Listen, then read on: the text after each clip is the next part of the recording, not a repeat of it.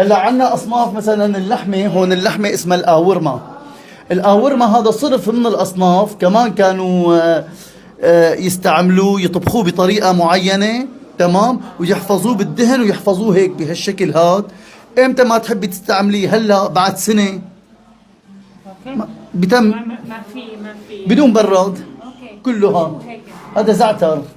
زعتر. سمعانه في الزعتر، اكيد وصل لهولندا. انا عارفه زعتر. الاكل السوري اخترق كل الدنيا. والله انا بموت في اكل عشان هيك انا شو هون. شو بتعملي اكل سوري انت؟ انا عموما انا بشتغل كثير، وانا بروح المطاعم السوريه مثل هون يعني. تمام.